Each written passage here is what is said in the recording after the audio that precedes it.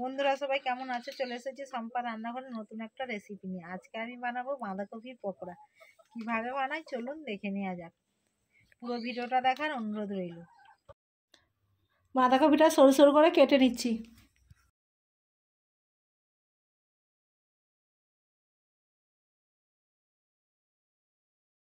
বাঁধাকপি কেটে ধুয়ে নিয়েছি, 1 চামচ নুন দিয়ে দিচ্ছি। বাঁধাকপিটাকে নুন দিয়ে চটকে নিয়েছি। বাঁধাকপিটাকে নুন দিয়ে একটু চটকে রেখেছিলাম। দেখুন বন্ধুরা কতটা জল বেরিয়েছে। জলটা ফেলে দিচ্ছি। একটা বড় সাইজের একটা পেঁয়াজ কুচি রেখেছিলাম, একটা পেঁয়াজ কুচি দিয়ে দিচ্ছি। 1 চা চামচ লঙ্কা কুচি দিয়ে দিচ্ছি।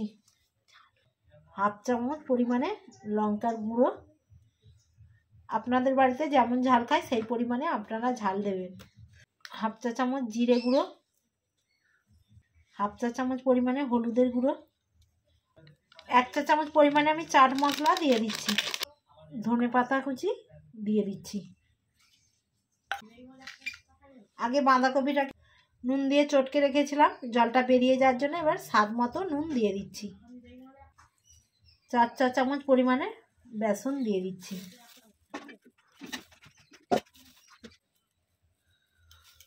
4 চা চামচ পরিমাণে বেসন দিয়েছি, সেই পরিমাণে 1/2 বাটি চালের গুঁড়ি দিয়ে দিচ্ছি। এই পরিমাণটা বন্ধুরা সব সময় ঠিক রাখতে হবে। 1/2 চা চামচ পরিমাণে আমি বেকিং সোডা দিয়ে দিচ্ছি। সব উপকরণগুলো দিয়ে ভালোভাবে মেখে নিচ্ছি।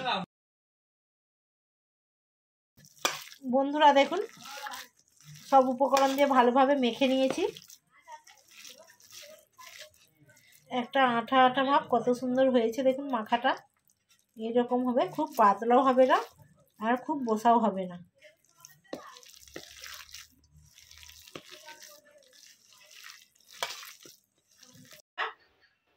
মোড়া বসিয়ে দিয়েছি, এবার সাদা তেল দিয়ে দিচ্ছি। পকোড়াটা ভেজে নেওয়ার জন্য সাদা তেল দিয়ে দিচ্ছি।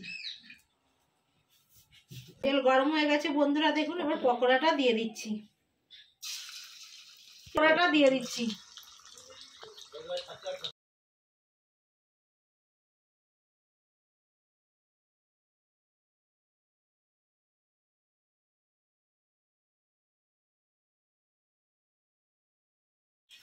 দেখুন বন্ধুরা পকোড়াটা উল্টিয়ে নিচ্ছি।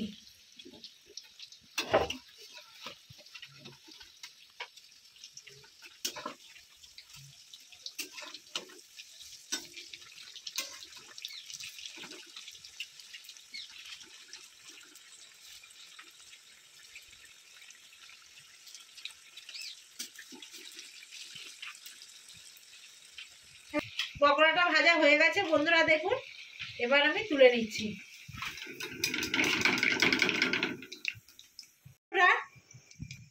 এরকম লাল লাল করে বাঁধাকপির পকোড়াটা ভেজে নিয়েছি, বেশি চুয়ালে হবে না।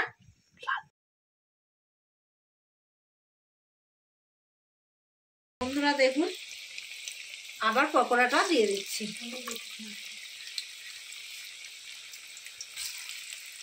একবার ভাজা হয়ে গেছে, এইভাবে সব পকোড়া ভেজে নেব।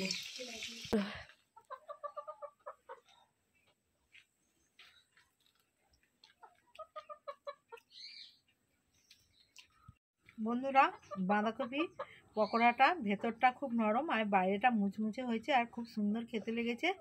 আপনারাও এই রেসিপিটা বাড়িতে বানিয়ে খাবেন। বন্ধুরা আমার ভিডিও যদি ভালো লেগে থাকে বেশি বেশি করে লাইক, কমেন্ট এবং সাবস্ক্রাইব করে আমার পাশে থাকবেন।